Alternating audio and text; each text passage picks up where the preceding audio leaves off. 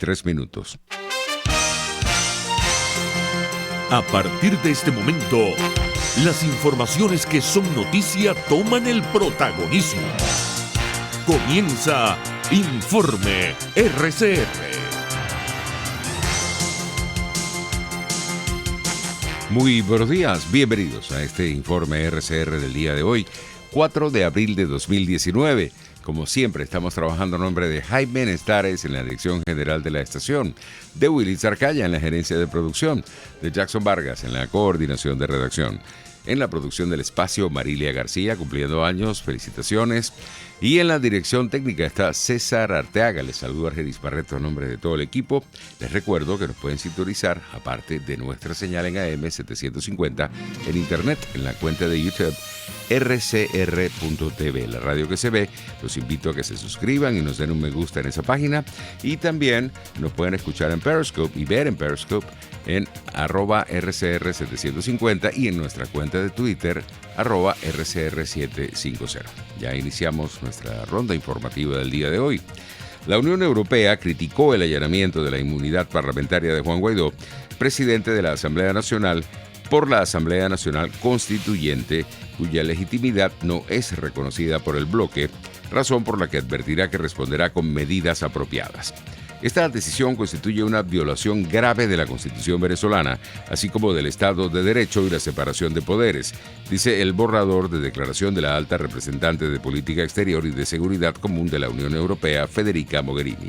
En el borrador del texto, la Unión Europea señala que ese tipo de decisiones minan una salida política a la crisis y solo llevarán a una mayor polarización y escalada de las tensiones en el país, y recuerda que el único organismo autorizado para levantar la inmunidad parlamentaria es la Asamblea Nacional.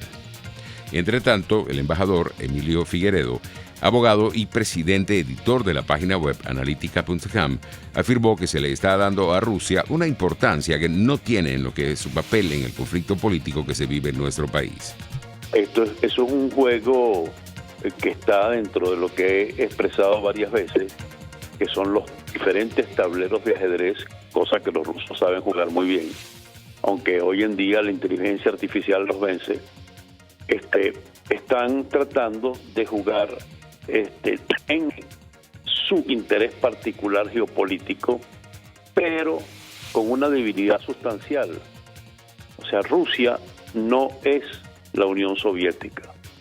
Rusia es un país mediano desde el punto de vista económico e industrial, que apenas es más grande industrialmente que España y menor que Italia, que hace mucho ruido, pero tiene poca fuerza detrás. Esa carta que él envió a Colombia, bueno, podremos decir que también Europa le mandó una carta a Cuba, ¿no?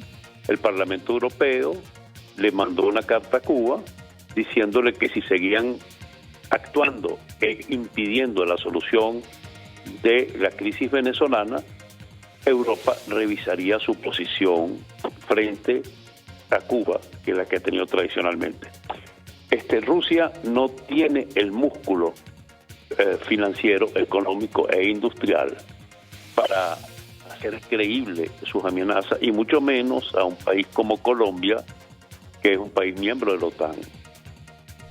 A las 7:30 de la mañana de este jueves, el embajador Emilio Figueredo destacó que la deuda que mantiene Venezuela con Rusia es de $5.000 millones. Y ciertamente pueden observar que más nunca ha dado un rublo más en apoyo a nuestra situación, a la situación que el régimen pretendería, porque no dudaría que esta misión de activación de los sistemas de defensa que posiblemente compraron y los dejaron ahí languidecer hasta el punto que eran inoperantes, eso no es gratuito. Ellos no hacen nada gratuito. O sea que por algún lado saldrán los rublos. Segundo, el tema del oro, el tema de los minerales. Eso no es nada comparado con lo que eran los recursos petroleros. O sea, estamos sobredimensionando todo. Yo creo que estamos tan confundidos que no nos damos cuenta que en este momento, si acaso, se está produciendo 500.000 barriles de petróleo al día, de los cuales 350.000 creo que son la amortización de la deuda china. Cuba pasó de 100.000 a 40.000 barriles al día, y que dentro de poco será nada, no solamente porque no lo van a dejar llegar, sino simplemente porque no lo vamos a producir. El periodista Javier Ignacio Mallorca, especializado en la fuente de sucesos y miembro del Observatorio Venezolano del Crimen Organizado, afirmó que no es la primera vez que Nicolás Maduro habla de armar a los milicianos, tal y como lo hizo ayer miércoles cuando convocó a más de 2 millones de estas personas a juramentarse en armas. Y siempre se dan cifras que son dispares. En una versión se hablaba primero de más de 2 millones, luego se habla de 2 millones, en un ejercicio que se hizo en el mes de octubre, si mal no recuerdo. La cifra que manejaron fue de 1.300.000, y cuando uno se pone a hacer la matemática más simple, uno se da cuenta de que, bueno, aunque es posible la existencia de 1.300.000 personas registradas como parte de un determinado cuerpo, ya sea la milicia bolivariana, ya sea el PSV o cualquier otro tipo de agrupación, eso es una cosa, que los tengan allí registrados, y otra es que efectivamente esas personas estén activas, presentes, participando en determinadas acciones. En este caso serían acciones de orden bélico o asociadas a la empresa bélica. El periodista Javier Ignacio Mallorca señaló que existen muchas interrogantes sobre cómo será la logística para movilizar a estos milicianos en un hipotético escenario conflictivo. ¿Cómo se haría para proveer de alimentos en una situación de movilización militar a semejante cantidad de personas? Ya sean 2 millones, ya sean 3 millones. ¿Cómo se haría eso? En otras partes del mundo existen empresas especializadas que son gigantes y que no están en capacidad de atender a un contingente de esa magnitud.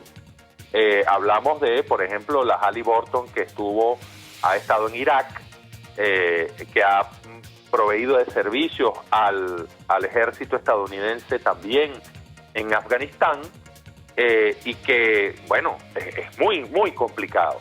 Eso por una parte. Y la otra, a un detalle todavía más relevante, tiene que ver con el armamento. Sabes que hablar de cifras específicas de armamento lo puede poner a uno en una posición un poco comprometida, pero definitivamente, si sumamos los antiguos fusiles de asalto FAL, fabricados en Bélgica, con un calibre 7.62, pero una munición un poco más larga que la de la AK-103, de manera que es otra munición, y el AK-103, que es el fusil que se usa desde el año 2001 aquí en Venezuela como fusil reglamentario de la Fuerza Armada, no sumas ni siquiera la mitad de lo que sería necesario para suministrar un armamento a estos milicianos. El presidente de Econindustria, Juan Pablo Ollarquiaga, aseguró que la economía en el país se ha contraído de una manera brutal. Así lo expresó esta mañana a través de RCR. De una manera brutal, de una manera que no tiene comparación con otra economía que no sea una que esté en guerra. La economía venezolana se refiere a un Producto Interno Bruto que es la suma de todas las transacciones que se van haciendo. El Producto Interno Bruto lo que hace es recogerte la acumulación de todas las veces que tú vas al automercado, que yo voy al cine, que una persona va a la farmacia, que otro de los oyentes manda a su hijo para el colegio, y así sucesivamente. Esa economía sumaba una cantidad de transacciones por un monto de unos 300.000 millones de dólares en las condiciones normales del país, lo cual es básicamente comparable con países per cápita, con países o era comparable con países como Argentina o países como Colombia, ¿verdad? Pero eso se derrumbó y finalizó el año 2018 en el orden de los 95 mil millones de dólares, es decir, básicamente una tercera parte de lo que fuimos en un momento dado. Eso quiere decir que se hacen, tú vas 3 veces menos al abasto, yo voy 3 veces menos al cine, el que iba para la farmacia va 3 veces menos y puede consumir 3 veces menos cosas. El presidente de Conindustria, Juan Pablo Olalquiaga, aseguró que la economía en el país se ha contraído de una manera brutal. 9:14. El presidente de Conindustria, también Juan Pablo Olalquiaga, enfatizó que todo indica que la crisis del sector económico se agudizará en los próximos días porque se mantiene el mismo modelo económico fracasado. Si nos vamos a los meses de febrero y marzo de este año y podemos anualizarlos como muestra de lo que es el tamaño de la economía, ya vamos por una economía de 75 mil millones de dólares. Per cápita, eso nos coloca como una comparación más bien con países pobres africanos, ¿verdad? Entonces, en esa economía, las posibilidades que tienen las empresas de vender de forma significativa no están ahí. Y en consecuencia, tú te das cuenta que los encuestados, el 51% de los encuestados dice que no pudo vender nada por baja demanda nacional. Dios. Las empresas están produciendo más o menos al 25% de su forma agregada, al 25% de su capacidad instalada, con lo cual tienen un tiempo de ocio muy grande derivado de la pobreza en la cual se encuentra el consumidor venezolano. El periodista Damián Prat aseguró que una de las principales razones de los recientes apagones en todo el país por las fallas generadas en Guri es que no se construyeron las obras termoeléctricas necesarias.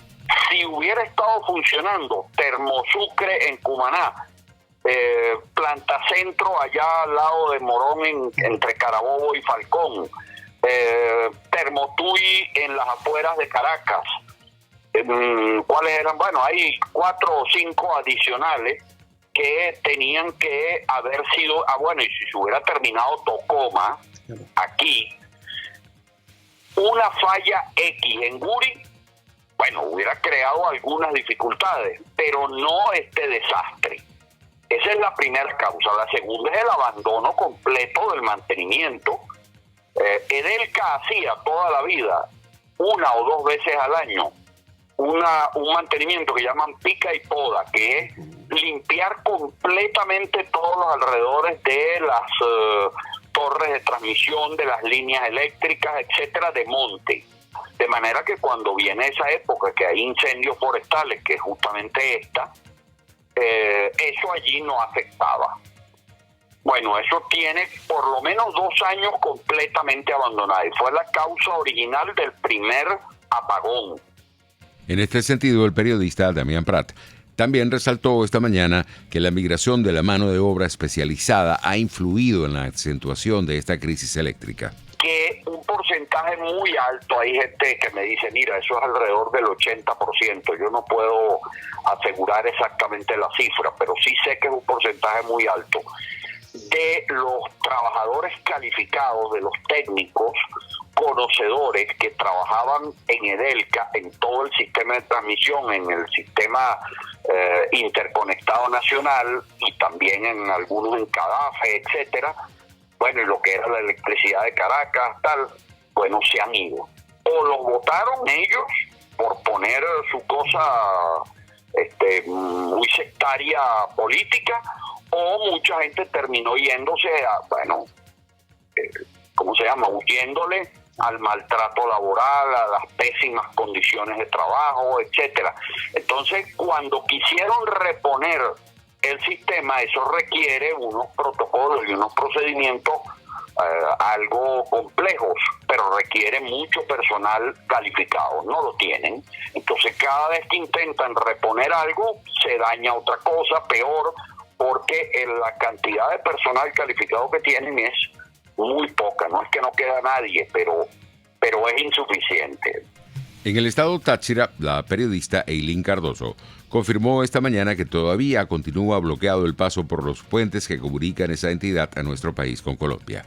Y la crecida del río Táchira, producto de algunas lluvias que han caído aquí en la zona durante los últimos días, ha impedido que las trochas sean tan accesibles como lo eran desde el 23 de febrero que se cerraron los puentes, y que se habían convertido estas trochas en la alternativa para que los venezolanos pudieran no solo pasar a comprar alimentos y medicinas, sino también irse del país. Las lluvias y la crecida del río Táchira empujaron hace 2 días a un grupo de cerca de 400, 500 venezolanos que intentaban regresar desde Colombia hacia Venezuela, a pasar por encima de los contenedores, a pasar por las orillas de las barandas. Estamos hablando de un puente que tiene cerca de 5 o 6 metros de altura y pues de donde constituye un riesgo caerse. Y sin embargo, pues las personas afrontaron ese riesgo para tratar de sortear todos los obstáculos que están sobre el puente y pasar de regreso a sus casas en Venezuela, porque no era posible hacerlo por las trochas debido a la crecida de los ríos. Esta situación se mantuvo durante menos de 1 hora, luego fueron reforzada la presencia de guardias nacionales, se bloqueó nuevamente el paso. Las personas duraron bastante tiempo, 3-4 horas, digamos, represadas en el puente. Solamente se podía pasar de una persona sobre la acera, y pues te imaginarás la fila tan dramática que había de gente intentando cruzar. 9:20, vamos a publicidad y regresamos.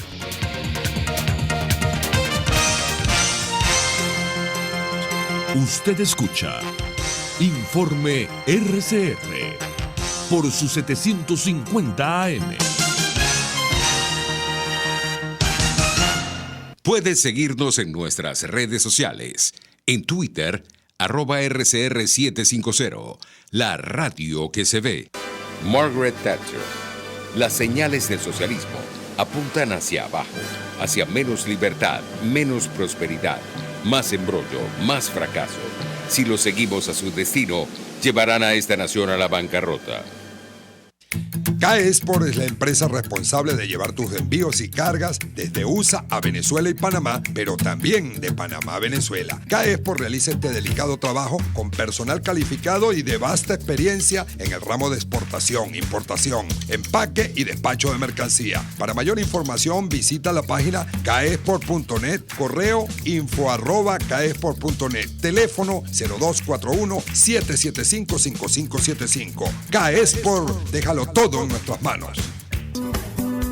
Dosis Alternativa es una ventana abierta donde usted hallará respuestas a diversos temas de salud que nos preocupan. Dentro del campo de la psicología de la salud está la psico-oncología, que es el estudio psicológico o es la acción del psicólogo en el campo de la oncología.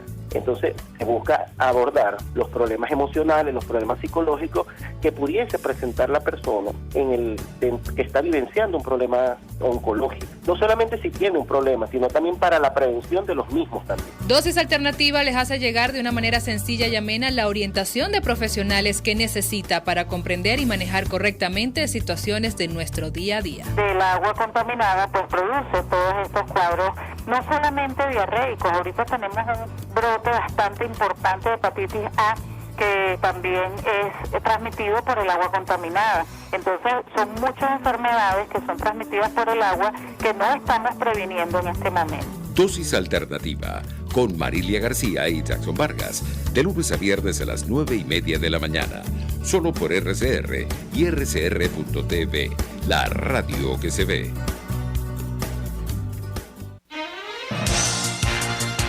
Les estamos presentando Informe RCR, el compacto informativo de esta hora, solo por RCR 750 AM.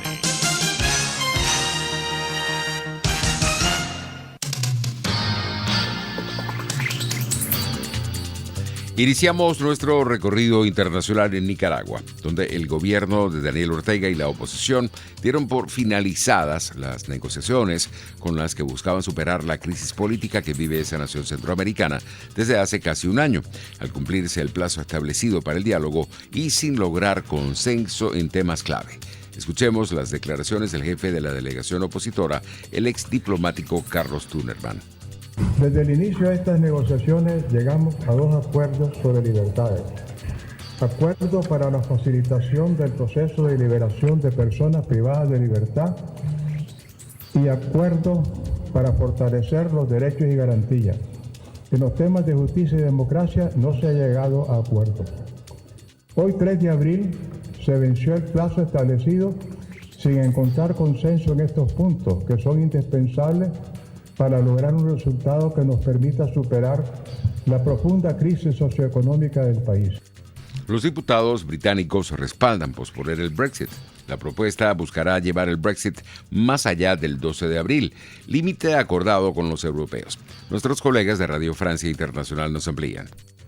Durante la reunión con la Premier, el líder laborista insistió en la necesidad de que el pacto con Bruselas incluya una unión aduanera y la protección de los derechos de los trabajadores. Y aunque el plan laborista es considerado un Brexit suave, excluye el libre movimiento de personas entre Reino Unido y el bloque. Igualmente, el jefe de las toldas laboristas ha planteado la opción de un segundo referéndum o voto popular, idea que de momento ha sido rechazada por May. Ante la necesidad de continuar con el diálogo y la negociación, May y Corbyn han formado grupos de trabajo para encontrar puntos en común que permitan lograr un compromiso sobre el Brexit que pueda ser apoyado por el Parlamento antes del 12 de abril. La decisión de May de negociar con Corbyn ha levantado ampollas en el partido Tory. Le ha caído una lluvia de críticas a la Premier por parte del ala euroescéptica de su partido, que ha condenado su acercamiento con el líder laborista. 9:25. En Brasil, al menos 10 personas murieron durante un tiroteo entre policías y ladrones tras un intento de robo en 2 sucursales bancarias en la ciudad brasileña de Guararema, en la región metropolitana de Sao Paulo. Un total de 30 ladrones fuertemente armados con fusiles y pistolas participaron en el intento de asalto a las sucursales del Banco do Brasil y el Santander Brasil, situadas a pocos metros de una misma calle en Guararema, una turística localidad de unos 30.000 habitantes, situada a unos 80 kilómetros de Sao Paulo. Entre tanto, el australiano Brandon Tarrant, autor del atentado supremacista del mes pasado en Nueva Zelanda, fue imputado hoy con 50 cargos de asesinato, 1 por cada víctima mortal y otros 39 de tentativa de asesinato, un día antes de que el acusado comparezca ante un tribunal. Las acusaciones fueron anunciadas por la policía neozelandesa, que en su cuenta de Twitter escribió que otros cargos aún están bajo consideración, sin dar más detalles debido a que el caso está en los tribunales. Ahora nos vamos a Japón, donde el expresidente de Renault-Nissan, Carlos Ghosn, volvió a ser detenido este jueves en su domicilio de Tokio debido a nuevas sospechas de malversación financiera, apenas un mes después de haber quedado en libertad bajo fianza. Antes del arresto se dijo inocente y pidió al gobierno francés que lo defienda. Más detalles en el siguiente reporte. Antes de cumplirse un mes de haber sido puesto en libertad bajo fianza, Carlos Ghosn fue detenido otra vez por la Fiscalía japonesa bajo sospechas de un nuevo desfalco a Nissan. En un comunicado, Ghosn reiteró su inocencia y señaló a algunos individuos en Nissan que quieren silenciarme confundiendo a los fiscales. En esta ocasión, se le incrimina en la desviación de dinero de Nissan a un concesionario extranjero entre 2015 y 2018 y haberse apropiado de más de 4 millones de euros. El arresto de hoy es el cuarto que sufre el ex ejecutivo brasileño de origen libanés por parte de las autoridades japonesas. Su detención inicial en el aeropuerto de Tokio en noviembre del año pasado fue prolongada por petición de los fiscales 2 veces hasta completar 108 días en una celda solitaria.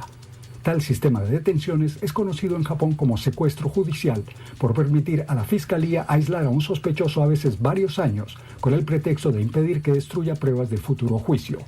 Ghosn, de 65 años, se enfrenta a una condena de más de 10 años por supuesta ocultación de millonarios ingresos y transferencia de masivas pérdidas personales a Nissan. Desde Tokio, para Radio Francia Internacional, les informó Gonzalo Robledo. Ya estamos llegando al final, pero tengo aquí en la mesa de trabajo un servicio público. Para el señor Luis Vilches se solicita con urgencia meropenem de 1 gramo. Quien pueda colaborar lo puede llamar al 0424-432-7873. Así finalizamos. Será hasta mañana. RCR 750 AM. Porque lo bueno une.